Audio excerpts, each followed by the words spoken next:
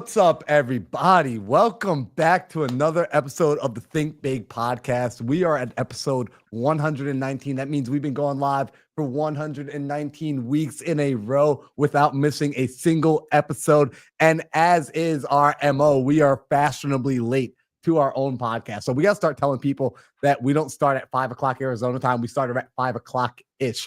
But I'm crazy excited about tonight's episode because this is the first time in over a year that we have brought on a guest. The last time we brought on a guest, I think we nearly broke the internet because we had a young guy who was just crushing it in the short-term rental space. And now we've got someone that this is exciting for me. This is when Sam says to me, Marlon, we need to have this person on. I don't even question it because Sam is so guarded about who he puts in front of the audience at any given time.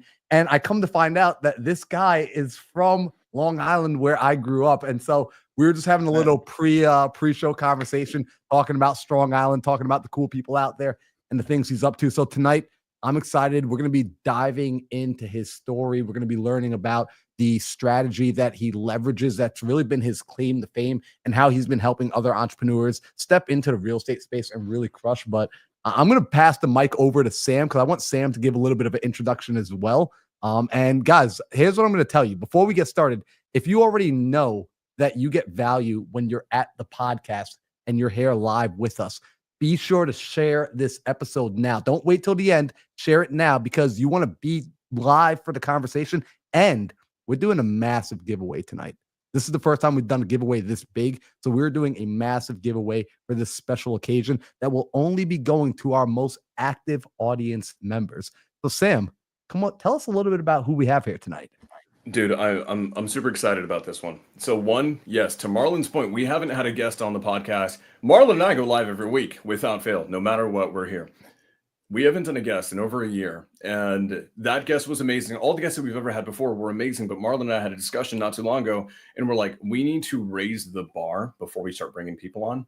And it was very organic in the way that it happened. I'm a part of a bunch of different masterminds. So is Matt. Matt, you and I are in, like, I would say all the higher level masterminds there are, even the ones that people don't know exist in the real estate industry. And that's how we got connected. And so long story short, Matt and I connected in a mastermind in Tampa not too long ago. We went out for dinner that night. I think we had a great time. And I remember walking away from that. I'm like, that dude is going to be a close friend for a long time. And I remember, I even told you that night, I was like, I think I told you, and you probably weren't paying attention when you were like getting into your Uber. I was like, you don't know it yet, but you're coming on the podcast.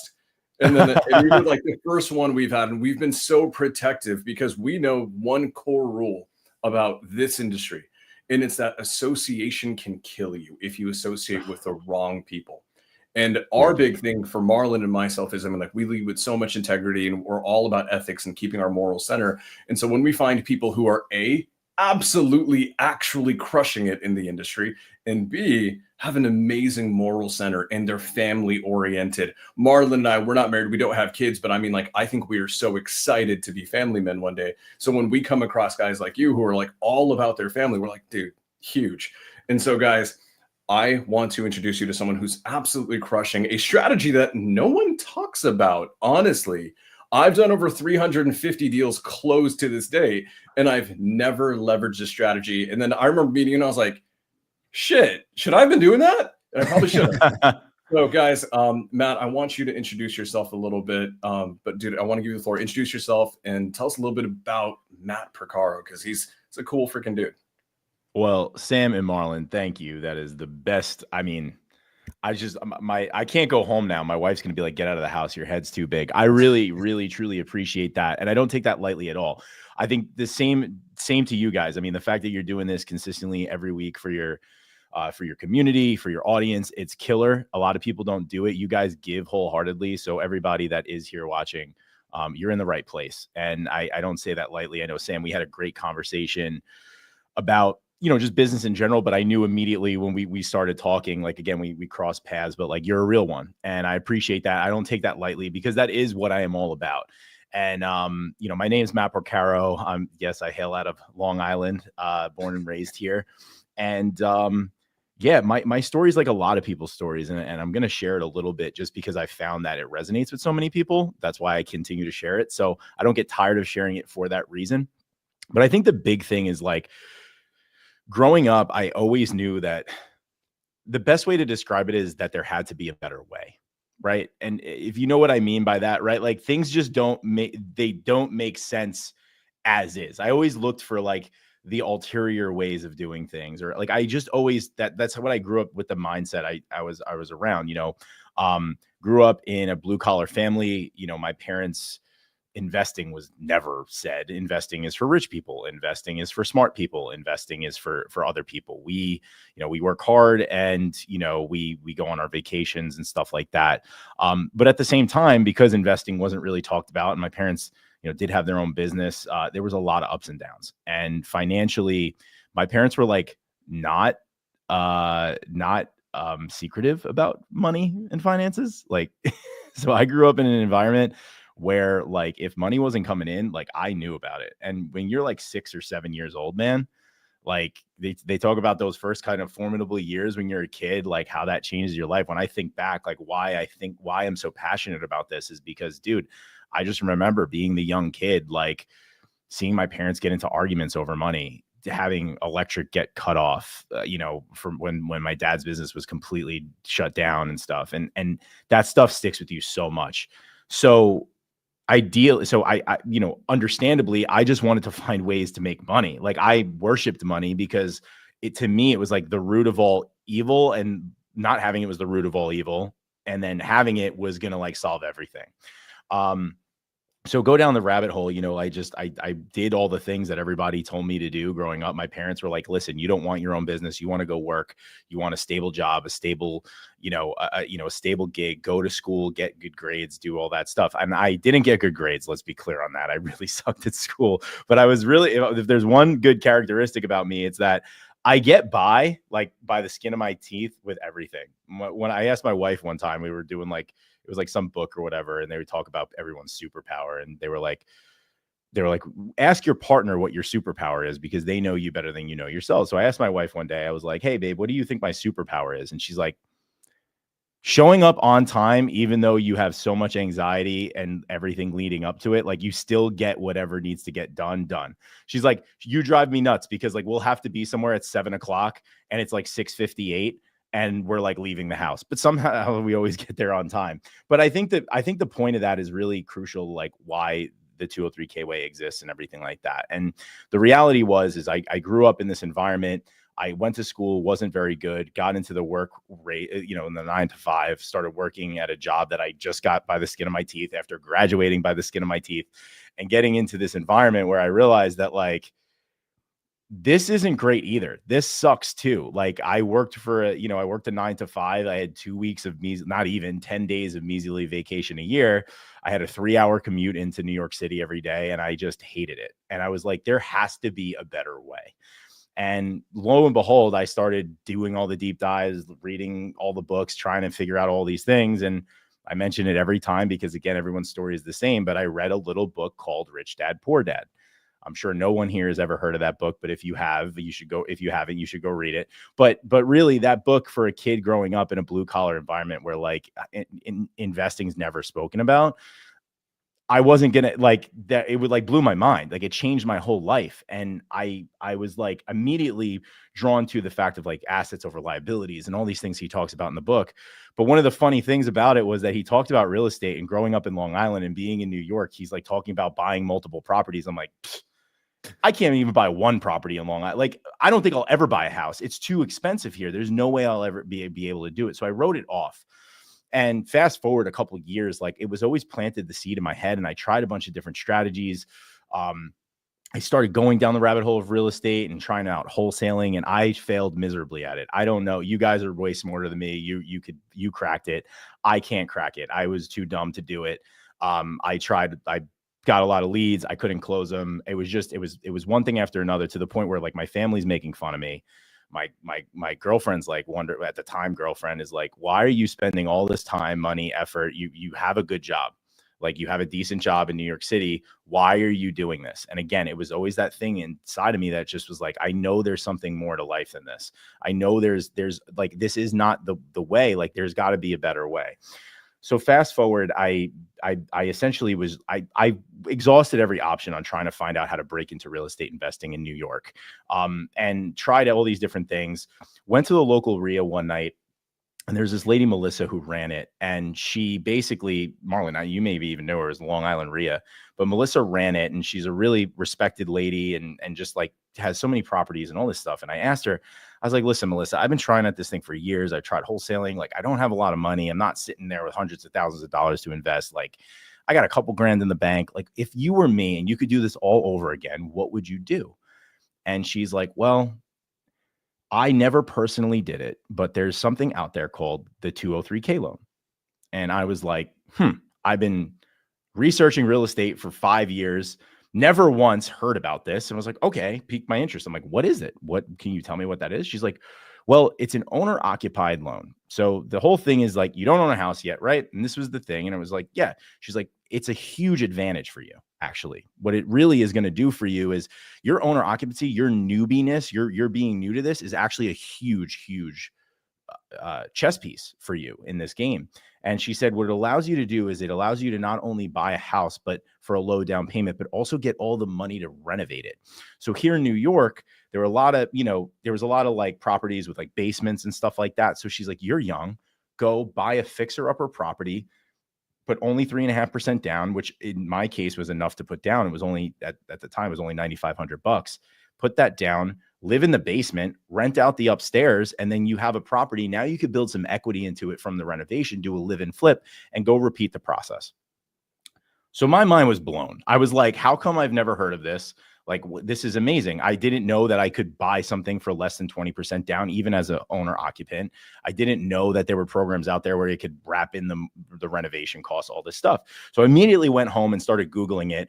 And then I realized why nobody talks about it, because there was no information on it at all. Like, it was like, what the F is going on? This is a government program. Nobody talks about it. And so lo and behold, it just kind of put me down the rabbit hole of trying to figure out what to do. But the reality was I had no other option.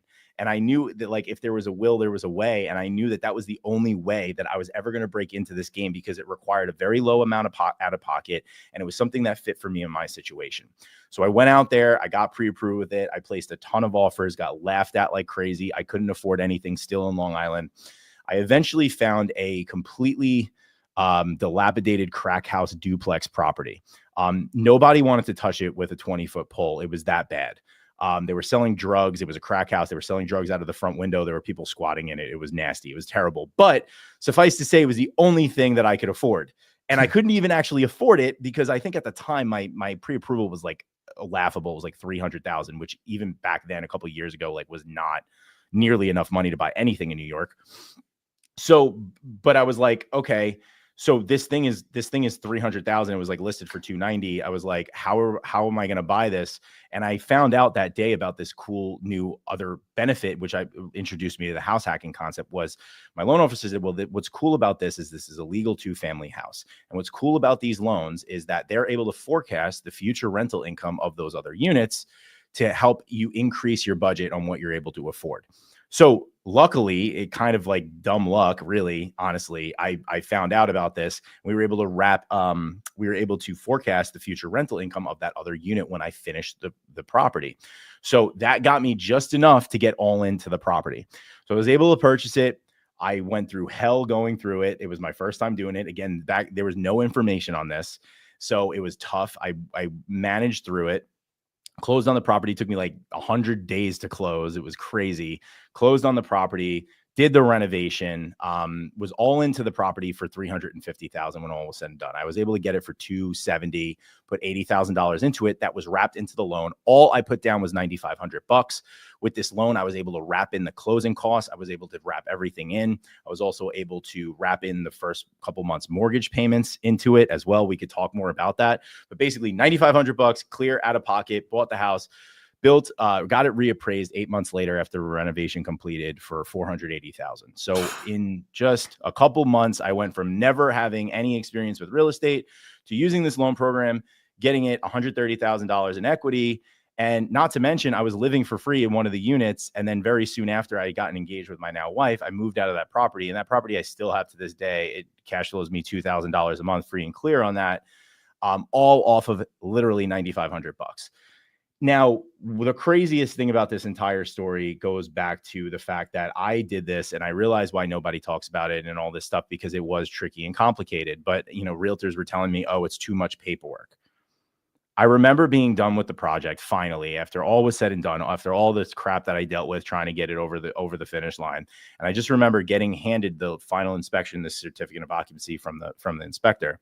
And I just remember looking around at the house and like seeing the paint on the walls, smelling the paint on the walls and the floors, and just like looking around and going through all that shit. And I'm like, how do, even all that said, how do people still not know about this? Like, all things considered, like there's no amount of paperwork that a real estate agent could convince me that would let me get away from turning $9,500 of my equity. It's not like I'm partnered with anyone on this. It's not like I have to deal with private money lenders or hard money like this is mine. This is my property that I own outright, that I built $130,000 of equity in just a couple months, being a guy that had literally nothing else, no other option on Long Island in New York to do. Like there's no amount of paperwork that you can convince me is not worth it.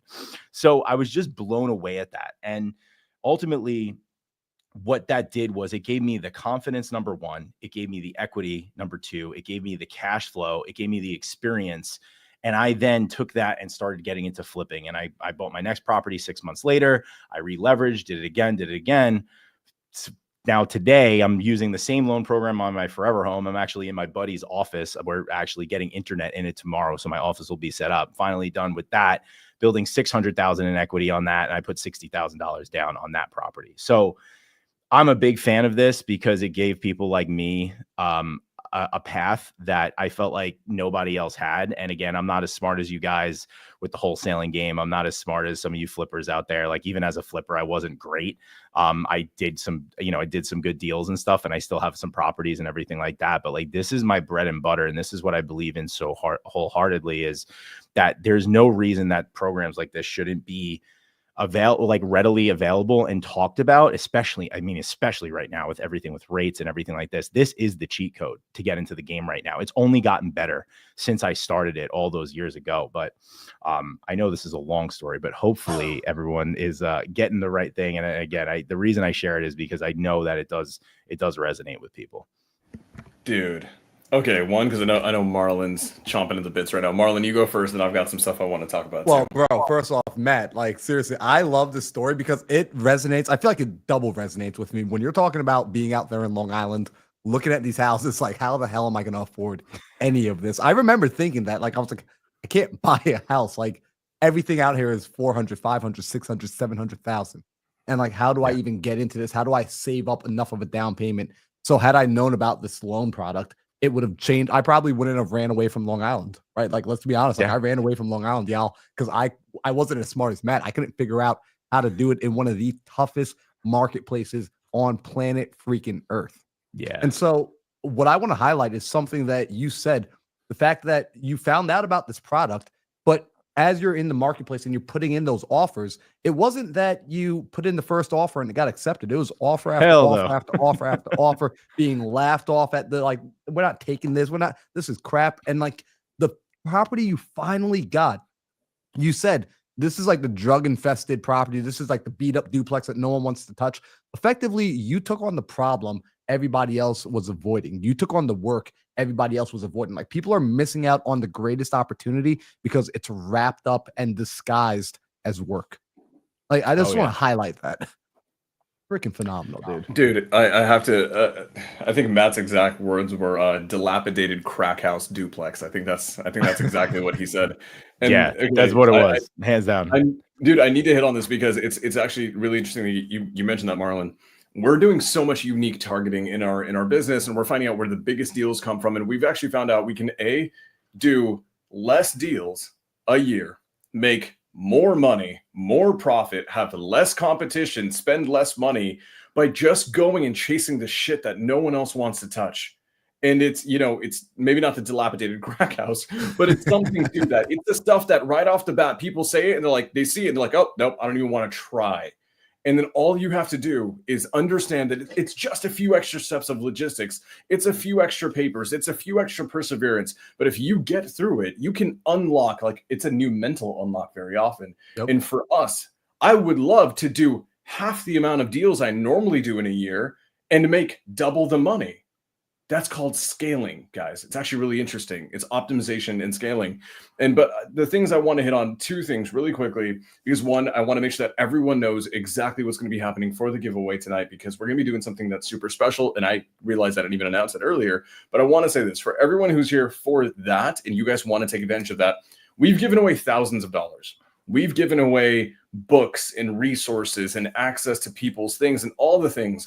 And I decided I wanted to do something better because we had someone as epic as Matt on in celebration. And so, guys, I think I'm half decent at scaling businesses. I think I'm like half decent. What I want to do is for someone who's hyper engaged in the chat, right? I'm going to pick one person at random tonight.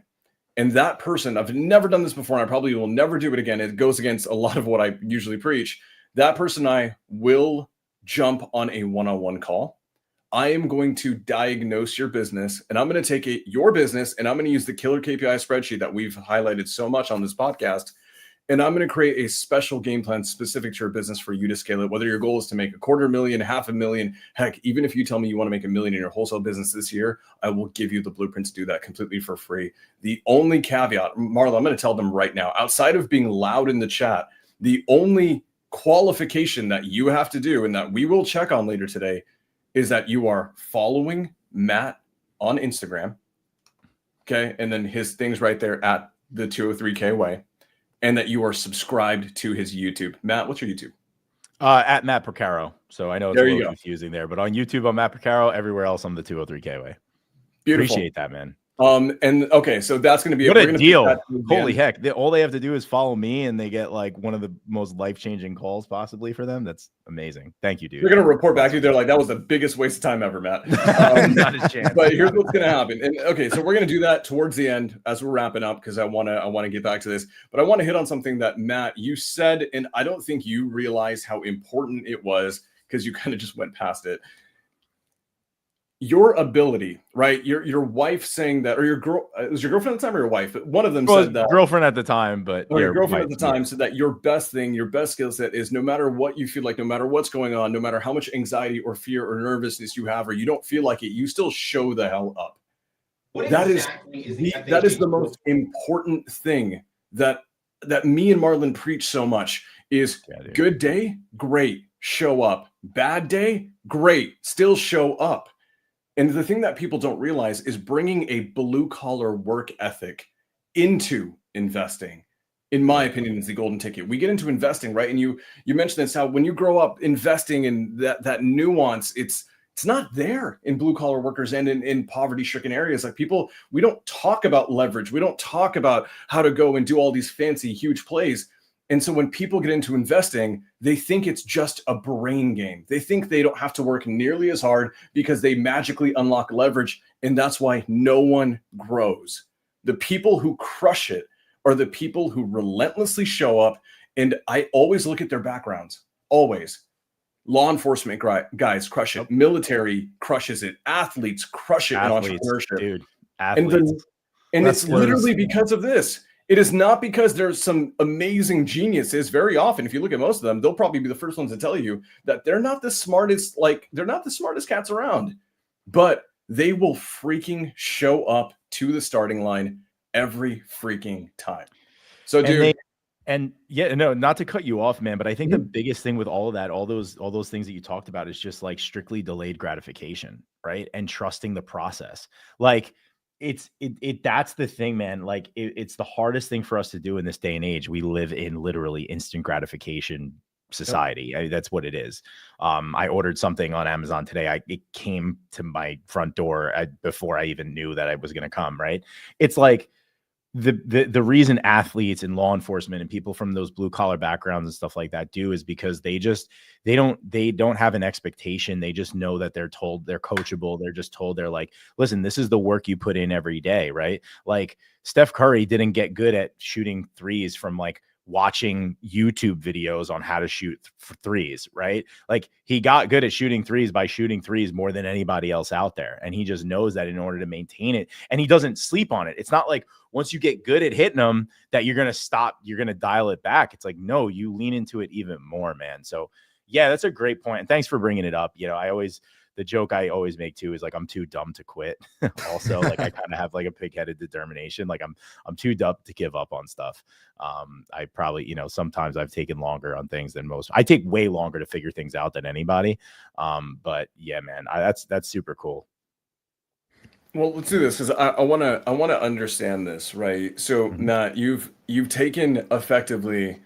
I think people talk about. I feel like house hacking is not nearly as spoken about as it was maybe a few years ago. I feel like house hacking, it's not. I don't know. Maybe it's like a bigger pockets thing or something. Because bigger pockets is usually one that who always like preaches house hacking, and I feel like I haven't been hearing a lot of it around as much anymore. Yep, we're in a very tricky situation. I think with the economy, we have been in the last year and a half, 2 years, very tricky economy, right? It's not that, guys, and for anyone who's new and trying to figure out what the hell is happening in real estate, understand this. There is demand. Demand is there. There is a ton of pent-up buyer demand. The problem is affordability. The problem is rates being so high that people can't qualify for the mortgages. They can't afford to do these. They can't afford to execute on these properties. And so when we have this mass affordability issue, especially we have investors wanting to get started and they can't because of these limiting factors, it sounds to me like the 203K way, that program specifically, if executed right, can help around things that are going on right now specifically. Because I'm forward pacing and I'm like, over the next year or two, there's so many limiting factors in front of people getting into their first deal, their first flip, their first, rental that they're going to buy and hold and keep and refinance out of. And I'm like, there's so many debilitating factors. Do you think the 203K way is an avenue that can get people through the door? So when I first started doing this, man, when I did my first one years ago, let's just say that although the climate was different, it was a lot of the same things, right? Like, people are like, oh, it was easier back. No, it wasn't. I still was placing tons of offers. I saw someone write in the comments, like, how did you deal with agents like getting mad at you? They didn't get mad at me. Like, I just offer where it works for me. If they ask me where I got my numbers from, I tell them it's like based on an ARV. Like I was still new. I didn't really know what I was doing, but like, I wasn't just throwing low balls out there. I was just placing as many offers as I can. It's a numbers game. Like if it doesn't work for them, it doesn't work for them. But like, it was no different then in that regard. But as far as the loan program itself, the 203K loan, and when I say 203K, there's that for everybody listening, like there's other vehicles that operate the same. There's the Fannie Mae Home Style. That's like the conventional product. It's very similar. There's the Freddie Mac Home Choice Reno. Like, there's a lot of different options, but the 203K is kind of like the colloquial term for renovation loans that are low down payment. But oh my God, so much has changed. And these loans are like more favorable than ever. Because as you just said, Sam, like in the last year or two, what have we seen?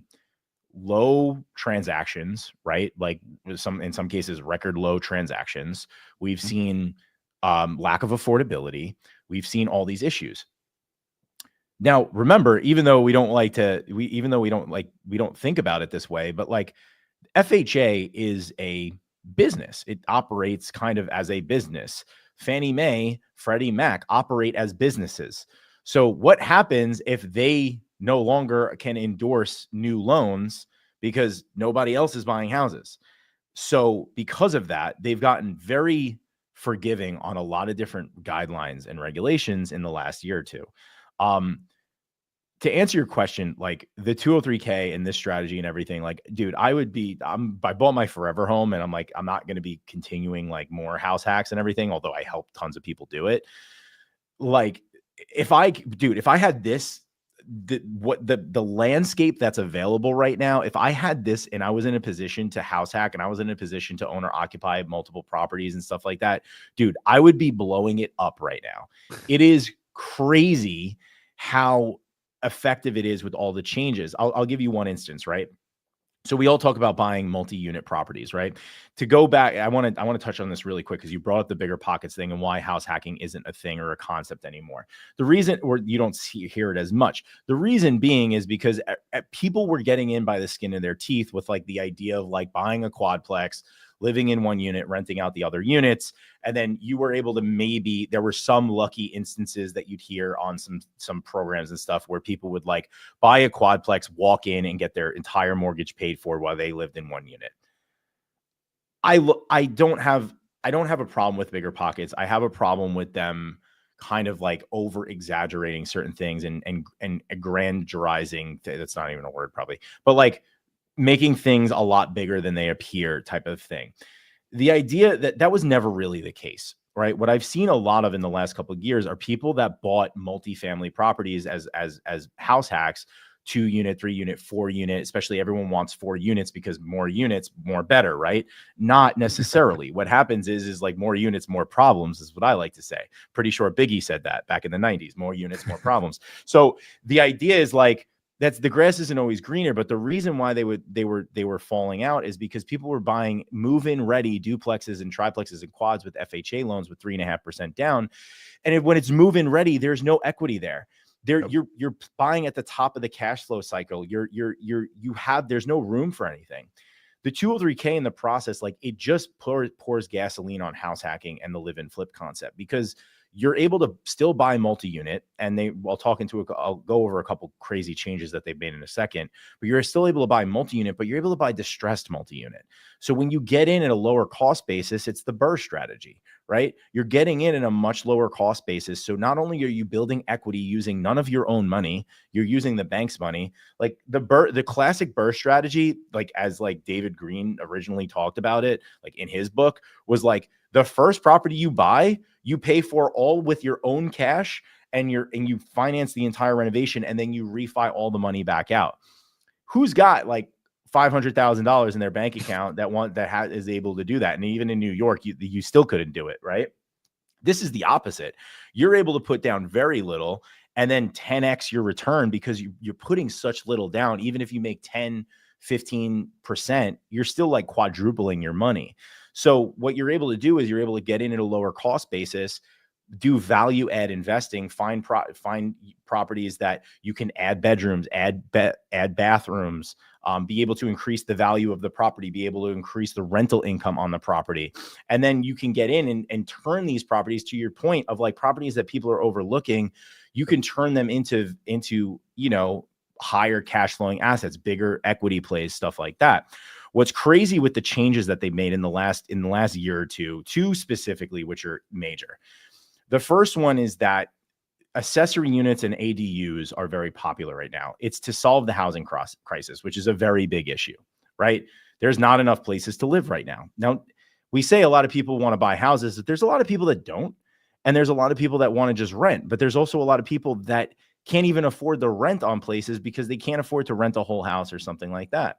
So we're seeing it in California a lot. They do accessory dwelling units, and basically what they do is it's not a duplex, but they add like another separate living unit on the property, and it's zoned as such, and you can produce income from that. Now, if someone's a first-time home buyer or just getting into the game, it's a no-brainer. You can subsidize your mortgage payment. Now, yeah, classically people are like, oh, I want to move into a house hack, live for free.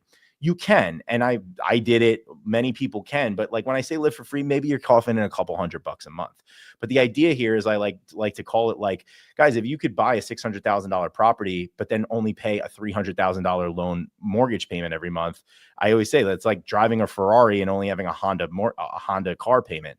That's the idea, is leverage. You're able to get into something, rent it out, have your expenses and everything like that. So what these new legislations did is that they now allow any accessory unit, anything that can be considered as an accessory unit, a mother-daughter house, a split-level home, anything with like a detached garage, casitas, granny suites, whatever you want to call them, any accessory units, as of last year, they're forecasting that income. They used to never forecast that. It used to have to be a legal 2-family, a legal 3-family, or a legal 4-family. It does not have to be conforming. It doesn't even have to be zoned. It just has to be common and customary that it brings in that revenue. Now our lenders will be able to approve you on that income. So now I'm saying, like, I tell my buyers right now, like, you can go and shop, and you have an advantage that nobody else has, because you have your first-time home buyers that have no idea that if you buy a split-level home, you can actually get approved for significantly more. For every $1,500 a month in rent, on average on these loans, it's increasing your buying power $100,000. So if you're collecting $2,000 a month in rent, you're able to get like $120,000 more buying power. Now, again, you want to be smart with it. And what I preach is value add investing, and then combining that with finding a fixer upper and using the bank's money to renovate it. Right. That brings me to the second thing, which is like the really crazy thing. And this is where it gets everybody's mind turning and everything like that.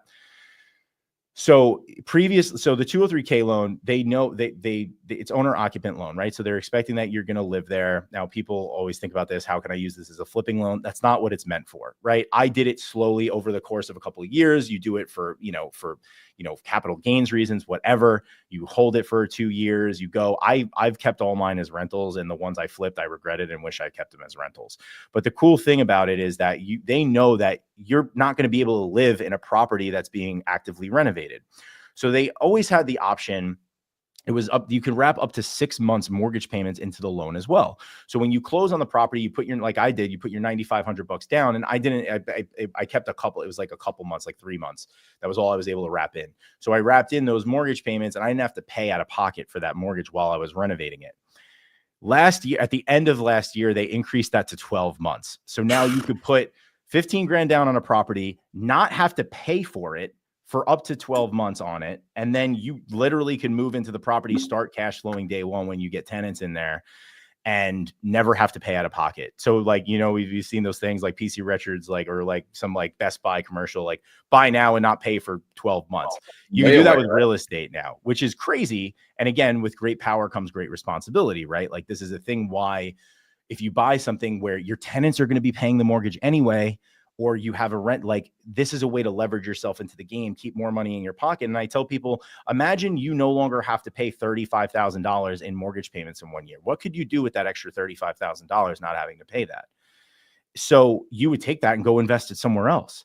So it's just the things that they're doing right now are to benefit of everybody that are doing this, because this is like, again, they want people to buy houses too. So they're making it more and more accessible by people. Now, the $1 million question is, again, I'm hearing so many people like, they don't know about this. Nobody knows about these new guidelines. Nobody's realtors are talking about this. Nobody's lenders are talking about this. Why? Why does nobody talk about it? There's one reason, and it's not it's nothing against lenders. It's nothing against agents.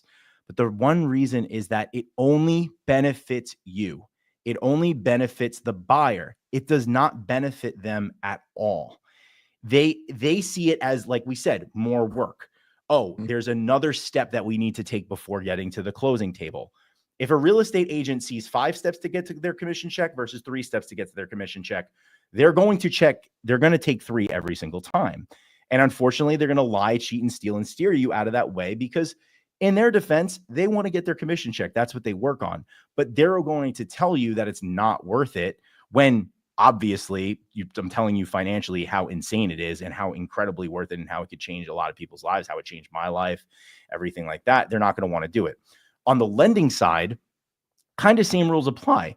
They don't really understand it. So therefore they don't want to lose your business because they're commission based. So if you ask about it, they'll be like, it's too much of a pain in the ass. And they'll just deflect you into a different loan product because they don't want to lose your business, because a lot of loan officers are dying for business right now to begin with, but they know that they don't know how to do this program. But rather than like let you down or have it blow up in their face, they just steer you into something else. So that's why nobody talks about it. I'm not a lender. I'm not an agent. I'm just a guy that's benefited from it tremendously and helped hundreds of people do the same. And I'm the one preaching. I help, the office that I'm in, like I'm partnered with mortgage companies. Like I teach them how to do this because they're realizing how awesome it is right now, especially with all the new guidelines. And they're like, you've been doing this for so long. Also, I know more than just the lending side. Like I know how it affects the end buyer. I know how the construction projects run. I know how that stuff sprinkles downhill. So my focus is to help the end user and the end buyer and get them, because that's who I care about. I care about people that are like me that that have no other options right now. I mean, the number one thing I hear with people, Marlon, you said it, like Sam, you said it. It's like, I wish I knew about this. I would have used it earlier. That's like everyone's number one thing. Anyone that's an experienced investor, they're like, why the hell didn't I know about this? I would have definitely used this for my first couple deals, right? Dude, oh my God. Right? Go ahead, What, Marlon. bro, where have you been this whole time, dog? Right? Right? Like, you where the hell has Matt been? Yeah, man. Hanging You out just on took Instagram, the man. biggest objection off the table for why people don't get into real estate, because everyone's so concerned about the money. Right? I don't have a private money lender. My parents aren't rich. I don't have a rich uncle. I don't have a network. And you literally are removing the biggest obstacle on where am I going to get the money to buy the property, let alone do renovations on it. Yeah. Holy crap. Dude, this is I want to hit on a few things here because Jesus, it's crazy. Matt, one thing specifically I want people to understand, and I've always been an advocate of this in the real estate space, in just investing as a whole. It's that, guys, you need to understand when you do business with anybody, a vendor, a lead generation company, a title company, a mortgage lender, anyone that you do business with, you have to understand that they are in business to stay in business as well. And there are seldom any companies on earth, truly, no matter what they say to you or what their mission statement is or their core values say on their wall, their number one goal at the end of the day is to take care of their bottom line. That is how businesses stay in business. And so to your point, a lot of times people expect these businesses to show you everything. Why would they if there's other avenues that are better for them, have less logistics for them, and may make it a little bit worse for you, but it suits them first? If I'm a commission car salesman and you're coming to me and you're kind of a blank slate, am I really going to push you to the deal or the car or the vehicle that I don't make the biggest commission on? No, I am going to steer you all the way. That Toyota Camry may be the best thing for you, but I'm be like, yeah, but it's got miles on it. I think it was like, I heard it got like fender bender and it might have a salvage title. Let me take you over here to this Tesla. But you're like a 19-year-old kid in college. You should not be driving a Tesla right now. Like, this is the reality of this space. And so people, I think they understand that when they go talk to, let's say like a PPC company or a cold call company, and they have those guards up, but the guards tend to go away when we deal with loan programs and mortgage companies and title companies. Guys, title companies are still companies. They are still companies that want to stay in business. And if you've been in real estate long enough, you've done enough transactions, you will know that as a very harsh truth. Is that not all title companies are the same. They will not go above and beyond for you the way that you want them to, even though you're bringing the deal to the table. They're going to take care of their bottom line first. And so, Matt, I think you inadvertently actually answered quite a few questions about like, oh, well, my agents told me we shouldn't do it because it's too much work. Yeah, because they don't want to do the work. Yeah. There you go. For them, that is the answer. What's funny too, man, is like they actually don't need to do anything. Like they literally, like, they have no role in a 203K transaction, like, period. So and again, to your point, man, right? What? It's like ignorance takes, like, that's the thing. If I'm an agent and I want to do the bare minimum as a human being, we want to do the bare minimum to do what we got to do to get the paycheck that we want. And if I know if there's this 203K program and I know it exists, but I don't know anything about it, that work it takes to pay down my ignorance debt, why don't I just move you to something that I already know about and to my understanding has less work involved, right? That was beautiful. I want to clip that. You said that so eloquently, because that's literally exactly what's at play. At the end of education is ignorance, right? And like, you're always, people are always towing that line, and especially in this day and age with like, everyone's an expert in everything because the internet's available and you could go chat GPT, like, tell me what a 203K loan is. And like, they do that. And now they know everything about it. Like when they tell me like how, the 203K sucks, I'm like, how many have you done? And they're like, well, my uncle did it once and it failed. And I'm like, okay, well, who did your uncle do it with? Oh, I don't know. They did. Okay. So that's like, Sam, me and you going to play golf, and I've never played golf before, and you're a stud at golf. And I go out there and you're like, golf's a great time, dude. And I'm out there and I'm chopping, like, I'm breaking clubs. I'm like, we get to the end of 18 holes. I'm like, this sucks. Golf sucks. It's like, no, golf doesn't suck. I suck at golf. Like, that doesn't make golf a bad game. That doesn't mean golf sucks. It means I suck at golf. And that's like, it's when people say like the 203K suck. No, it doesn't suck. You suck. That's okay. You could either choose to learn it or choose to stay out of your lane and be like, no, it's not what I want to do. But if that fits your goals, listen, we talk about integrity, everything like that. Like, the first thing I bring in when I talk to my clients, my people, like, it has to align. Like, they have to be in a position to do it. This does not work for every single person, right? Like, again, there's the owner occupancy thing. Like, it's like, income. It's not an asset-based loan, right? It's income-based. It's an FHA loan program, albeit the easiest mortgage to get approved for, period. Like it's an FHA program. It is literally the lowest bar to hit, but it does require it. But a lot of these, again, commission-based people, or anyone in any business, at the end of the day, they want to protect their own, which I get. I have kids.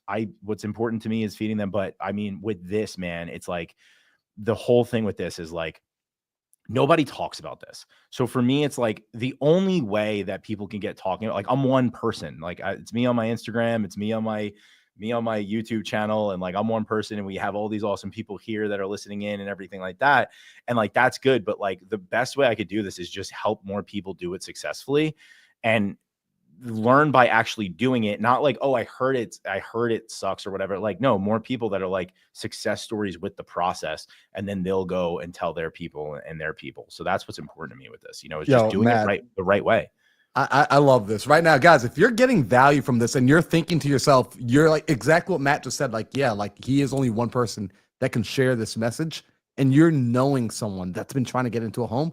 Share this with them right now. Get them in on this conversation so that you two can have a dialogue after the episode's over. So you and your friend, you and your family, you and your brother, you and your mom can have this dialogue after it's over. I think what happened a few years ago, and you guys are in the industry, you saw this. We had this big craze around the term creative finance, and everyone was chasing after these creative finance opportunities. And I look at something like the 203K way, and to me, that's creative finance. That is OPM at the highest level. That's I'm getting the bank's money. I only have to come in with such little government-backed, secured, low. I'd be careful saying low risk. Listen, careful, everybody. But like it is, right? It's very low out of pocket for you. It's backed by it's insured by the federal government. You own it. You don't have to worry about. There's no other decision maker or stakeholder in this. It's you yourself, and you hold the note. It's your property. You own it. The equity that you build on it. And so that's a question I have for you, right? With the 203, when you get in, because you're buying them just like we buy burrs, right? Like you're buying these things. Yep. You're looking to purchase below market value, which is you're following rule number one of investing, right? Rule number one is make money in the buy. So you're buying it at the 100%. right price. And these loans, you don't have to refinance them out later, right? Like after the renovation's done, after you're renting it out. And that's a question. I actually don't know. Like, so you don't have to refinance these, right? It's a great question. So the answer is no. They're 30-year terms. And it's great thing. It's a great thing to focus on there. Without going too deep in this, because we could go. I mean, I could talk for if you guys are up till 12, we'll hang out till 12. No, but seriously, the cool thing about it is, so you can basically use it as almost like a way to get into it, and you can refinance. So the way I've always kind of coached it and told people to do it is like, you want to aim to be all in for under 80%, because if you could do that, you could refinance out immediately and then refi into a conventional mortgage, get rid of the FHA and get rid of the mortgage insurance. So mortgage insurance, the best way to explain it to people is, so we talk about FHA. So the government actually doesn't give you the loan. They insure the loan.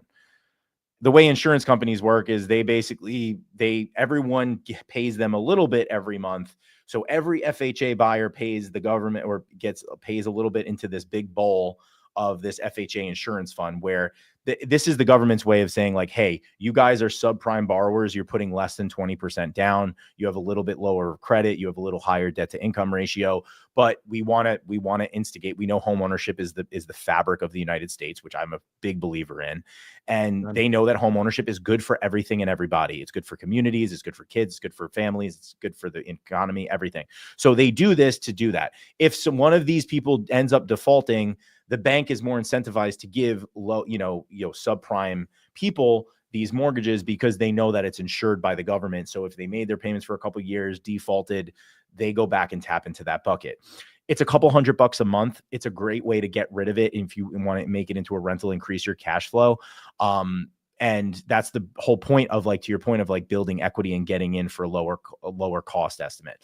What I do tell people too, it's like funny, especially in like a changing rate environment, like that mortgage insurance really isn't going to kill you. If it does, it's a $100 or $200 a month. And to your point, like you buy on the buy. Like I hear people on like Bigger Pockets, not to I'm not want to rag them, but like it's a common thing. I get the house hackers that like they bought all in. They barely were, they were forcing themselves into this house. It was barely a DTI, but they were just so obsessed with the idea of buying a quadplex. They get in, it's move-in ready. They spent all their money on the down payment and closing costs. There's no equity in the deal. They're at the top of their margin. They were maybe going to get $100 a month cash flow after they moved out and after rates dropped 2 points. And then what happens? One of their tenants has something break, has a plumbing issue, has this. Now, what are they doing? They're financing it with credit cards.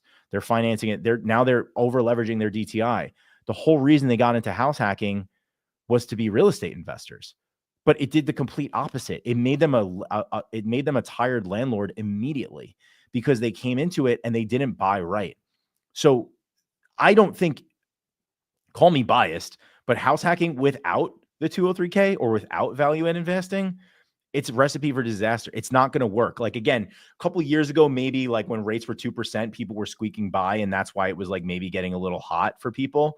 But then like once people caught on, and again, it wasn't the norm at all. Even when I bought it years and years ago, I was still kicking in a couple $100 a month, right? So the idea is like, if you buy right and you force equity and you do value adds, you add bedrooms, you force equity into the deal, use the bank's money to create the unit, make it nicer, get top dollar, plus completely renovate the house. So now that you are becoming a landlord to 1, 2, 3 other tenants, at least you know that the renovation was done and you don't have to worry, ideally, that the water tank's going to go or there's a plumbing issue. Like, you just made everything brand new. So you have some longevity in that cash flow. You could start socking away and get ready for your next investment. Most importantly, in my case, building that equity, having access to that equity, I didn't even really tap the equity. I just had access to it. And I was able to leverage that, not even directly. I got a HELOC later, but I had a deal with like a private money lender and a hard money lender. They basically had a promissory note on the equity, and that gave me 100% financing on my next flip. So like, you don't even necessarily have to pull that money out to go refi. But what people don't realize is like, I've gone back and forth in this. This is a whole other conversation, a whole nother episode. But after owning real estate for almost a decade now, I used to think cash flow is king, and I'm not going to say it's not. But what I am finding, when I'm starting to see, like you said, I turned $9,500 into $2 million of real estate using these loans on loan. This is not counting my flips that I've done or my rental properties.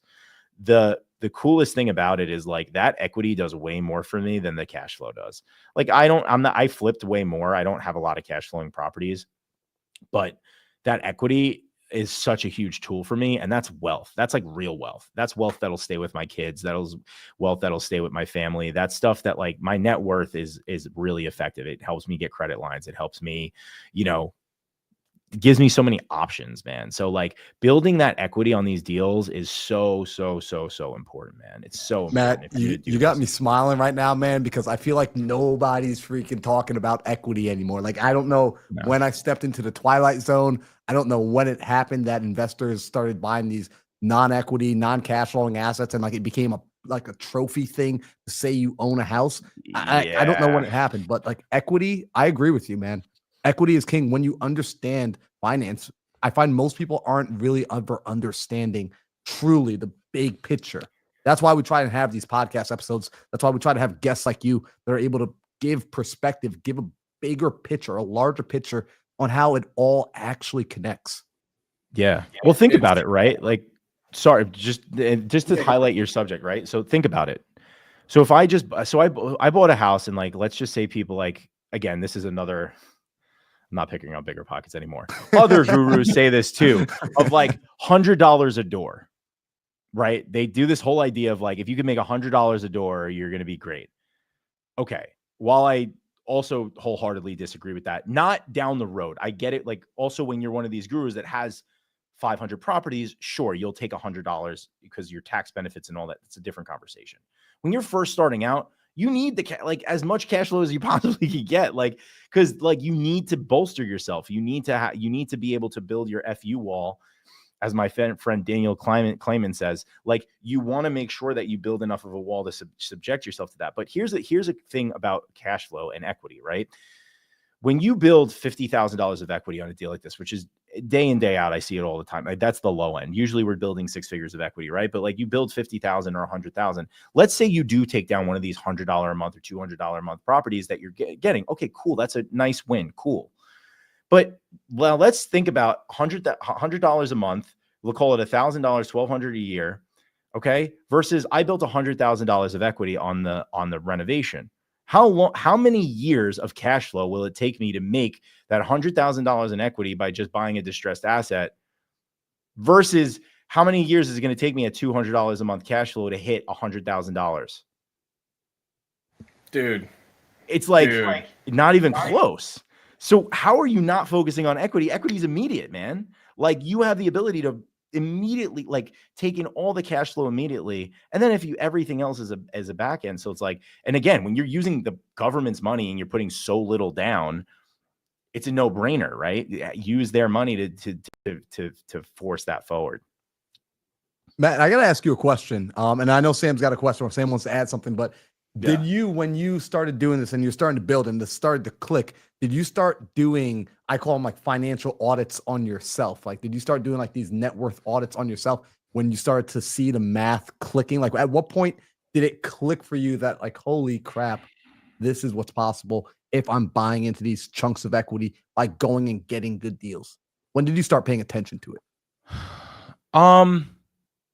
That's a really good question, man. Like, I'll be honest, I'm very bad at managing shit like that. Like, I'm really not. I'm like a really, like, I'm super ADHD, like, just up in the clouds constantly. I think when it really clicked most was it with my most recent property, with my forever home that we literally finished this week. We're moving in. It's a Fannie Mae home style loan, very similar. I put 10% down, not because I had to, but because it's our forever home and we weren't doing much to it. Bought it off market, mind you, in the midst of 2022, when everyone said that like everything was it was even more impossible. That was the 50 offers on a property, that type of thing. I went off market, did direct mailers. We drove for dream homes, as I call it. We drove in the neighborhood we wanted, drove for fixer upper properties we knew we wanted. Again, realtors laughing at me. We placed like 10 offers at that point. Just constantly getting laughed. You're not going to get what you want in your market. But me and my wife knew exactly where we wanted. So we built a list of about like 200-300 properties in the area. It was like a 2-mile square radius. And we wrote handwritten letters, marketing, picture of me and my family on it. Hey, me and my wife are outgrowing our 1-bedroom apartment. We'd love to buy from you. We'd love to buy your house. If you have any interest in selling, please call or text me. Picture of us, handwritten envelopes, boom. Sam, you'll like this. The response rate was 10%. So it was a 10% response rate. If you're in the direct mail world, that you know that's like that. It doesn't even make sense. Spockers. And that was on every drop. We did 3 drops. Dude. We had a lot of people reach out and do it. So we locked that up off market. So we got it, we bought right. That was the most important thing that I knew. I stayed all that extra time. I knew I wanted to buy right because I knew what we wanted to do on the back end. We did about $300,000 in renovation. I will be transparent. We wrapped in about 150 of that, and I paid a whole lot extra out of pocket because it's my forever home. And I'm realizing that flipping your forever home is way different than a flip. So we went above and beyond. But here's the thing. The idea is I knew the equity was there because the valuation we're looking at with like recently sold comps and everything like that, we're looking at like 1.3 ARV. So we're all in for, call it, 800,000, but we're looking at 1.3, 1.4 when we're done, looking at $600,000 in equity. So I'll gladly take that all day. Again, using this product allowed me to buy in as is condition. It allowed me to, appraisals basically not an issue.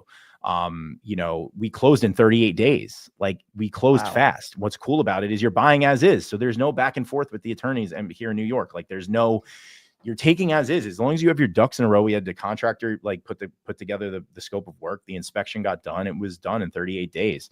So when you know what you're doing, you play your cards right, you could really blow it up with these. But again, with that, when I saw I call it equity arbitrage, right? So it's the idea that if you could look at an area, if anyone's listening to this, like, this is probably one of the biggest takeaways that I think I've gotten in the last year. And this really ties into your point, Marlon.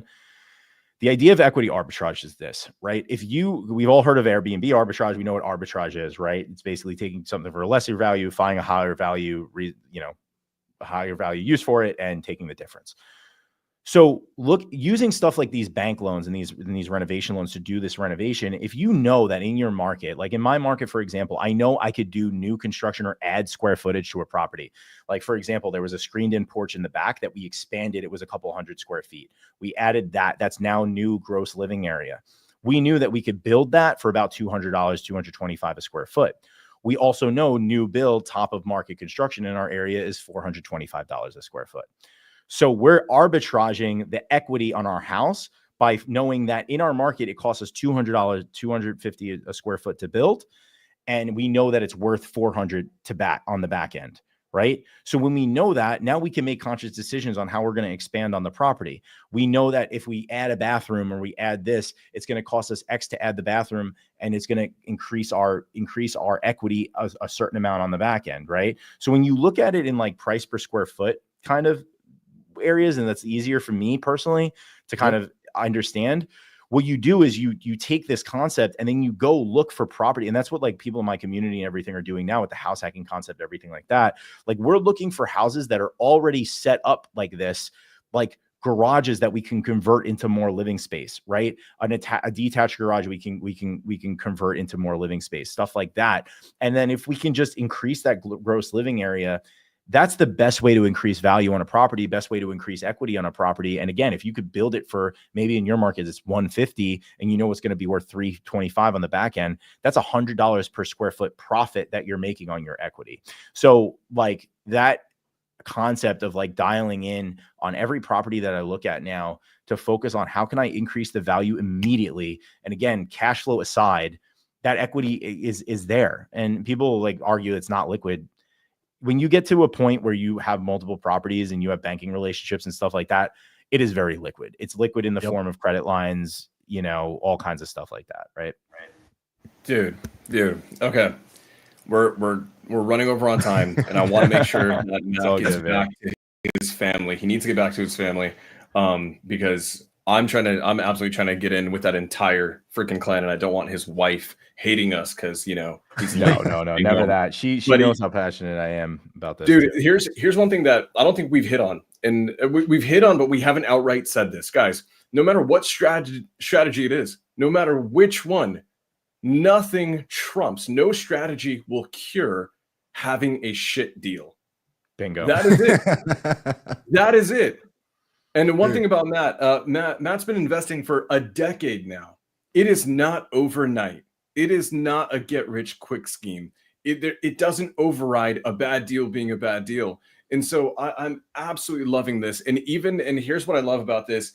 You broke the cardinal rules with your forever home because there's emotions in it, right? And just like every other flip, you're going to take longer than it should. You're going to go over budget, which you did. And then, but because you bought it right and you used the right tool, you still have like $600,000 of equity in it. And guys, I do tons of creative financing. Like, it's become a specialty for us, and we do it all the time. We do subject twos.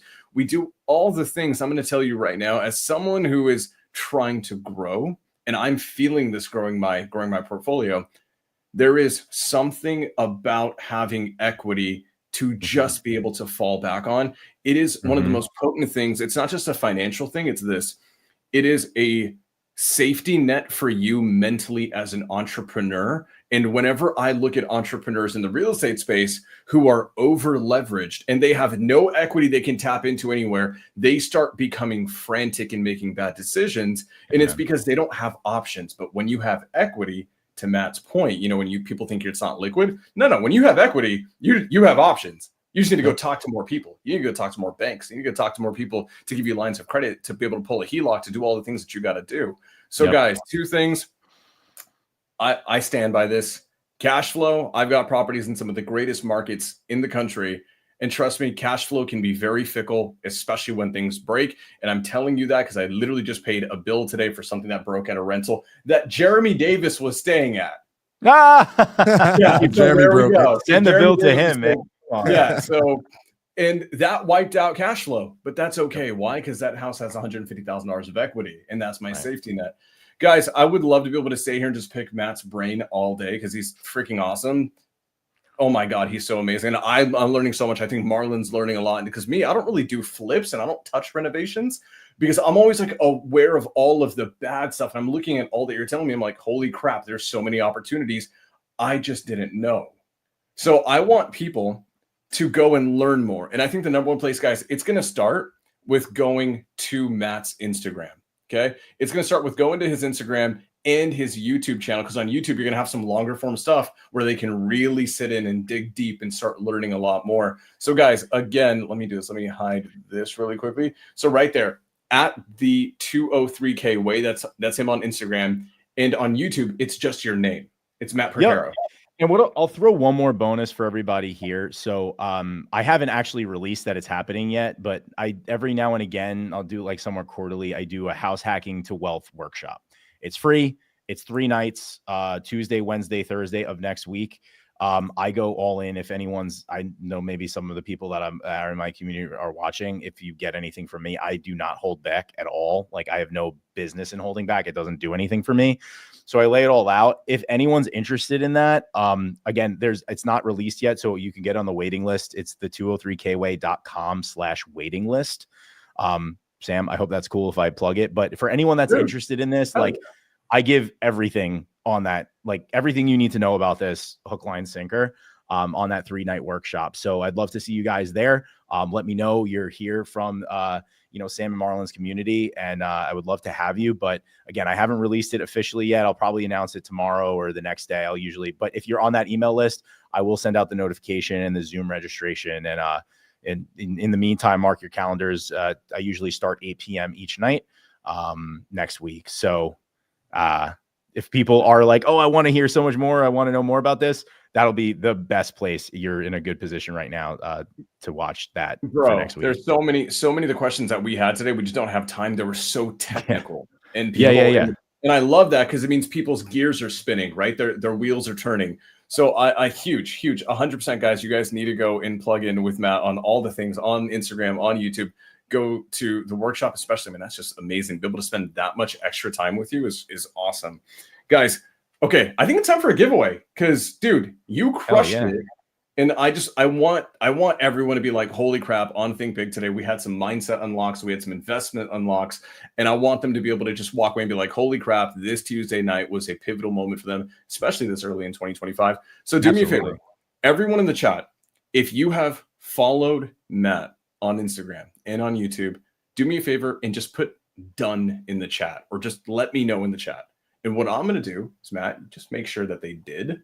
I'm going to pick someone at random, and we're going to when you pick someone, I'll check it. I'll check it for you for sure. Okay, let's do this. Matt, do me a favor. Damn, this is tough because everyone dude, they're active right now. Bro, that's like, they're getting the game changing in a lot of different ways. I love it. But this is what I'm here. This is why we're here, man. I mean, you guys, 19 episodes, you said?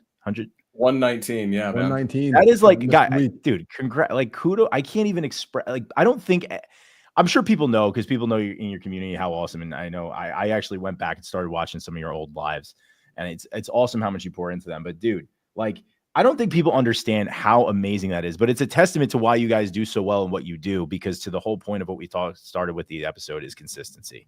And your consistency here, like how you do anything is how you do everything, right? Or, our boy Kent Clothier says it all the time, but like, it's true. And this is a huge testament to you guys. So yeah, I'm glad you guys all do it. And one of you is about to be super, super lucky right now. So okay, let's do this. Because I'm going to let you know in the private chat. Sure. Yep. You got it. If that name is there for you. Let's see. This person's been hyper active in the chat, and I know they've been sharing because I've been getting tons of tags from this person. Also want to make sure too it's not someone that maybe already previously followed me. Oh, that's no fun then. That's no fun. Here's what I want to make sure. This is what I really want to see them do. I want to see you guys subscribe to Matt's YouTube. This is like how you get bonus points. Subscribe to Matt's YouTube right now. And in fact, I'm going to show you this. I want y'all to see exactly what I do. When I find someone that has value, this is what it looks like. I'm going to share my screen for a second, Sam.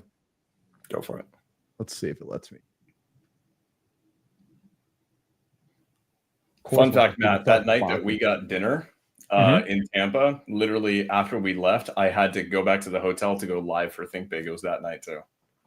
Dude, heck yeah, dude. I love that. I love that. So this is what it looks like. First off, this is Matt's gorgeous face on YouTube. Good looking dude. And this is what we're gonna do. See, like a lot of you are just gonna click the subscribe button. That's a weak sauce. So this is how you actually subscribe to a channel. When you get inside there and you click subscribe, this little arrow, a lot of people don't know this arrow pops out on the right side. Click on that arrow and change the notification status to all. Because when you find valuable people, what happens is they put out content, their content is worth watching, but it gets wiped away in your news feed of cat memes and garbage. And then you're like, but I never saw that video. I didn't know Matt was going live. So I make sure I turn on all, but only for the people that I get value from. So when you guys go, this is what I want you to do. Subscribe to Matt's channel, turn on the all bell, screenshot this, and tag us on Instagram. I think that person absolutely deserves to win. I want to see who gets that done first. Heck yeah, man. I appreciate that. It's funny because I've been really diving in on YouTube. I'm not as consistent as you guys, but I'm going in a little bit closer to weekly. I'm trying, but a lot of stuff again between the two, but I appreciate that. Yeah, I think we have someone, hopefully. I think we verified at least someone. That person, let me know out of those names out there. Yeah. No, we're gonna keep everybody honest here, man. That's what we talk about, integrity, big time. Dude, people are still commenting. Done. People are, you guys are active tonight. This is the most. Matt, we got to get you back on. Dude, the podcast is like jumping. I would love to. Anytime I will move. So fun fact, like my inner circle, my inner circle clients and everything, our calls usually 7 p.m. Eastern on Tuesdays. But I moved it to Thursday for you guys because I know how important this is, and I know that you guys are locked in on Tuesdays. So, and a couple of them are probably here, a couple of people from my inner circle, but that's super cool, man. We go all in on it. I don't see it, man, but again, like there's so many coming through.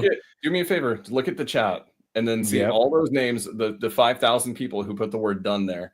Okay, you let me know.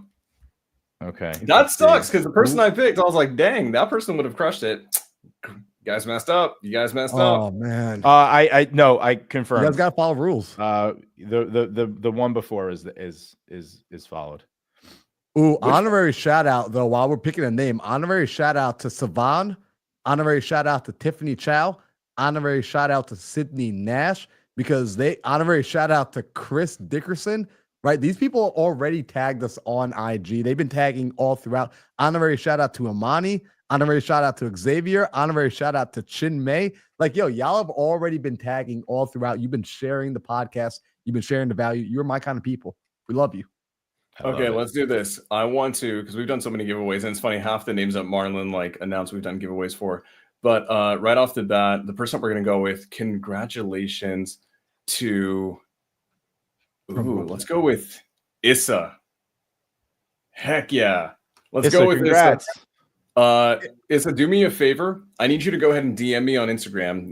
I think you've already DM'd me before on Instagram. DM me on Instagram and just get in touch with me. What you and I are going to do, we're going to schedule a time, and you and I are going to jump on a call one-on-one, and I'm going to diagnose and dissect the hell out of your business. We're going to set some revenue goals for you, and then we're going to use the killer KPI spreadsheet to go ahead and reverse engineer all of it. And then I'm going to jump on another call with you to make sure you understand how to absolutely crush on that so you can make $250,000, $500,000, $1 million, whatever the hell it is you want to do. I'm here for it. And then because I feel, you know what, I'm going to do this. Matt, I'm going to hold you this later down the road. I want you coming back for a part 2 down the road whenever it makes sense for you. Bro, that was huge. Thank you so much for absolutely giving without holding back. And that is the number one reason I wanted to bring you on, is because ever since I met you, you're a giver who doesn't gatekeep. And I love that. Guys, give it up for Matt. We will see you all next week. Peace out, guys.